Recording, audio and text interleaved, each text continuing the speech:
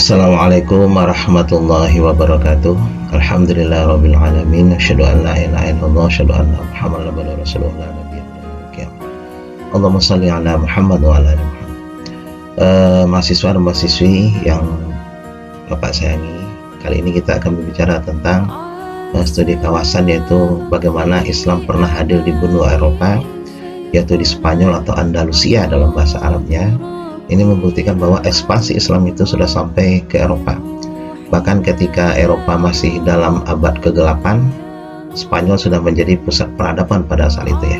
Sudah menjadi tujuan orang menuntut ilmu. Bahkan pada saat itu orang Eropa malah bangga sekali bisa ke Spanyol, bisa sekolah di Spanyol. Persis seperti sekarang orang bangga belajar di Amerika, di Inggris ya. Begitu juga Spanyol pada zaman itu jadi pusat pendidikan di Eropa pada saat itu. Proses masuknya Islam di Spanyol, Islam sudah sampai di Afrika Utara ya, dari mulai Mesir, Libya, Tunisia, sampailah ke Maroko pada saat itu. Pada abad ke-7 dan ke-8 melalui kota Mesir mulailah penaklukan bangsa Arab ya, berkembang pada saat itu. Dan sejak mulai zaman Umayyah mulailah Islam masuk ke daerah Spanyol ya, dengan cara ekspedisi, yaitu melewati Selat Gibraltar. Yang patut kita catat yang berjasa dalam penaklukan negeri tersebut adalah Tarif Ibnu Malik. Ini perintis yang pertama ya untuk menyeberang ke Spanyol. Yang kedua Tariq bin Ziyad, nah, ini yang paling terkenal, ini adalah sang penakluk ya. Terus Mus'ab bin Nusair, itu yang mobilitas pasukan untuk menguatkan nanti Islam di Spanyol. Inilah 3 orang yang berjasa sekali.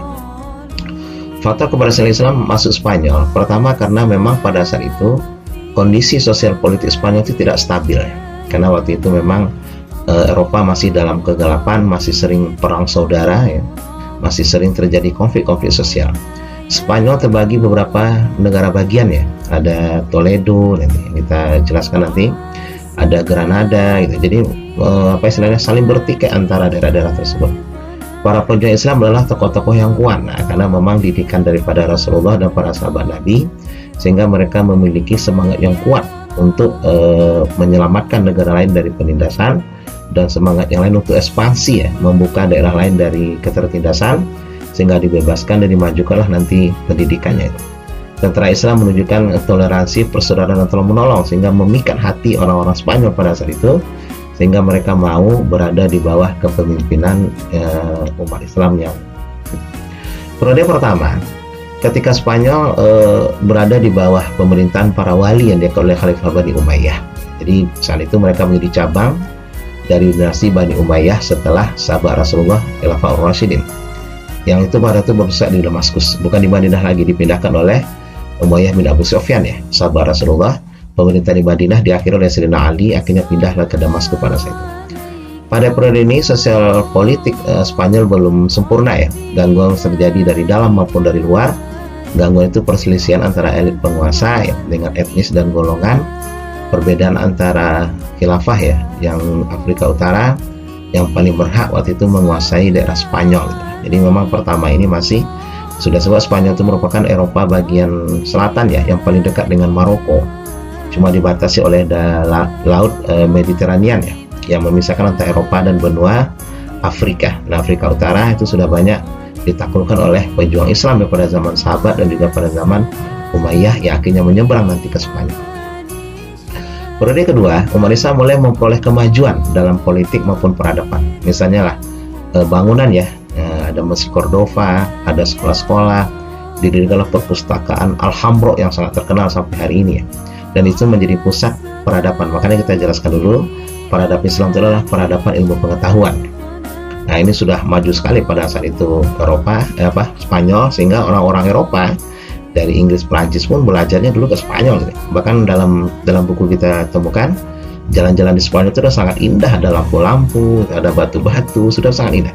Jadi Spanyol itu adalah negara pertama yang sangat indah dan sangat maju peradabannya pada saat itu. Ini antara tahun 755 sampai 1912 Masehi ya, yaitu kira-kira setelah 300 tahun Rasulullah meninggal dan diteruskan para sahabat Nabi.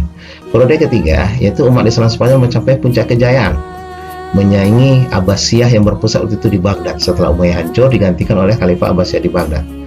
Abdurrahman III mendirikan Universitas Cordova ya. Pustakaannya, koleksinya ratusan ribu buku. Memang dulu ulama itu sangat-sangat produktif dalam menulis hukum. Periode ini berlangsunglah pemerintahan Abdurrahman II yang bergerak Al-Nasir ya, yang membuka kemajuan Spanyol sampai munculnya nanti Muluk At-Tawaif. Jadi nanti di akhir-akhir pemerintahan Islam di Spanyol muncul lagi nanti apa istilahnya kerajaan-kerajaan kecil ya yang merasa otonomi luas, sehingga nanti menjadi bumerang yang bisa menghancurkan nanti kerajaan Islam di Spanyol ya, karena disusupi oleh perang saudara dan dari Inggris nanti ya. Dan daerah terakhir nanti dikuasai adalah Granada oleh Islam yang berada di atas bukit yang ada hubungannya nanti dengan April Mop ya, karena waktu itu umat Islam yang ada di Granada itu nanti ditipu ya, nanti kita ceritakan di periode selanjutnya. Periode keempat, Spanyol terpecah menjadi lebih daripada 30 negara kecil ya. Jadi negara-negara kecil di Seville, Cordova, Toledo dan lainnya gitu, sehingga susah untuk mengendalikannya. Nah, periode ini umat Islam kembali memasuki masa pertikaian internet ya, antara pejabat negara dengan Baghdad pada saat itu. Belum lagi datang tekanan daripada umat Kristen pada saat itu gitu. Akhirnya apa? Yang mulailah sedikit rongrongan muncul ya dari kekuasaan Kristen ditambah dengan raja-raja kecil tadi. Akhirnya apa? Sudah semakin goyang ya. Apalagi Baghdad sudah lemah setelah diserang oleh Mongol pada saat itu, sehingga untuk mengirimkan bantuan mungkin agak sulit gitu. Nah, periode kelima, pada ini Spanyol Islam memasuki terpecah beberapa negara bagian tadi ya. Nah, yang bertahan pada saat itu adalah Murabitun dan Muwahhidun kira tahun 1086 dan 1146 Masehi. Sedangkan 1235 nanti sudah mulai digerogoti sedikit ya oleh Ferdinand dari Aragon dan Isabella dari Castilla. Pasukan salib ya, mereka menyerang Spanyol sampai nanti membunuh umat Islam di Spanyol ya. Sampai nanti kita ceritakan umat Islam di Spanyol itu diberikan 3 pilihan: masuk Kristen, dibunuh, atau keluar dari Spanyol. Begitu tidak toleransinya Kristen pada saat itu ya. Itu sudah mulai Baghdad mulai hancur juga di Baghdad, pemerintahan Bani Abbasiyah sebenarnya gitu. Nah, periode ke-6 inilah periode terakhir ya. Inilah adalah Granada yang Bapak ceritakan tadi. Granada itu terletak di atas bukit, dinasti Bani Ahmad. Pada saat itu banyak sebenarnya pejuang-pejuang Islam maju pada saat itu ya. Dan ini terjadi April Mop. Bagaimana kata Ferdinand? Wahai kaum muslimin, silakan kalian pergi dari Spanyol, kami sudah menyediakan kapal-kapal. Nah, begitu mereka turun, kapalnya dibakar, mereka dibunuh. Bahkan dalam sejarah sampai darah umat Islam itu setinggi mata kaki. Itu namanya April Mop, kejadian bulan April. Jadi penipuan terhadap umat Islam. Jadi kita juga dengan kedikituan merayakan April Mop seperti itu. Nah, pada tahun 1492 kekuasaan Islam sudah berakhir di Spanyol. Nah, inilah kesedihan kita ya. Kemajuan Islam di Spanyol dalam masalah filsafat banyak lahir pada saat itu ulama-ulama ya. Ulama-ulama yang yang sangat terkenal seperti Abu Bakar As-Sa'ih, Ibnu Majah lahir juga di Spanyol. Ada juga dalam bidang sains ya, sudah terkenal dengan baik. Di sini disebutkan ada dengan bidang sejarah, geografi Ibnu Jubair ya. Valencia, Ibnu Batutah yang melalang buana sampai ke Pulau Jawa ya, sampai ke Asia, sudah sangat maju pada saat itu.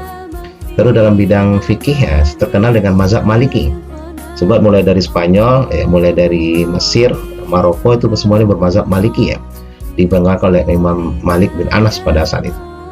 Sedangkan dalam ilmu kesenian, kalau kita dengar Spanyol juga merupakan peletak pertama tentang kesenian ya, dengan tokohnya Hasan Ibnu Nafi atau Az-Zaryab terkenal dalam sejarah. Selanjutnya dalam bidang bahasa dan sastra, ini banyak ahli-ahli muncul ya, Ibnu Khuruf dan lain-lainnya, atau Ibnu Sayyidah sudah terkenal pada saat itu. Sedangkan ulama lain juga muncul pada saat itu ya. Bangunan fisik kita kenal, ada Masjid Cordova gitu, ada Istana Ja'fariyah Saragossa, tembok Toledo, Istana Al-Ma'mun, Masjid Seville, Istana Al-Hamra di Granada. Itu adalah bukti sejarah bahwa Islam itu sangat maju pada saat itu ya. Pada kemajuan Islam di Spanyol ada penguasa yang kuat berwibawa yang mampu mempersatukan kekuatan umat Islam. Ini mungkin yang dibutuhkan sekarang ya. Adanya kebijakan penguasa untuk memenuhi kegiatan-kegiatan ilmiah. Jadi keilmuan itu sangat maju pada saat itu. Bahkan lahirnya Ibnu Rushdi pada saat itu gitu. Yang terkenal dengan Averroes ya, Ibnu Hazm gitu, yang sangat terkenal dengan fikihnya gitu. Bahkan terkenal juga dengan Al-I'tisom ya, karangan beberapa ulama pada saat itu. Ada kesatuan budaya. Selanjutnya kita lihat penyebab kemunduran Islam di Spanyol. Pertama, terjadi konflik Islam dan Kristen, perang salib pada saat itu.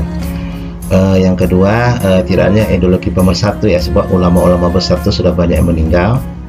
terjadi kesulitan ekonomi ya, inflasi ekonomi pada saat itu. Jadi memang setiap kehancuran peradaban itu dimulai biasa dengan krisis ekonomi. Yang kedua, yang tidak jelasnya sistem peradilan, peralihan pemerintahan. Jadi kadang-kadang ada terjadi konflik yang seharusnya diangkat menjadi khalifah malah tidak diangkat. Diangkat misalnya adanya anak yang satu, sedangkan itu lemah itu. Yang terakhir keterpencilan. Memang Spanyol itu kalau kita lihat terletak di benua Eropa ya. Sedangkan kalau terjadi konflik yang diharapkan bantuan adalah dari Baghdad. Nah, Baghdad itu kan jaraknya di Irak, jaraknya sangat jauh. Jadi untuk mengirim bantuan bala tentara ke sana itu sangat kesulitan. Inilah penyebabnya Islam hilang di Spanyol. Setelah 8 abad Islam berkuasa di Spanyol, Islam hilang di Spanyol, tapi masih meninggalkan jejak-jejak sejarah berupa bangunan-bangunan ketinggian peradaban Islam pada saat itu yang tidak bisa dihilang oleh sejarah. Ya, mudah-mudahan Islam tetap berkembang ya sampai ke Eropa dan ke Amerika dan ke benua lainnya. Terima kasih, mudah-mudahan bermanfaat. Subhanakallahumma wa bihamdika, asyhadu an la ilaha illa anta, astaghfiruka wa atubu ilaik. Assalamualaikum warahmatullahi wabarakatuh.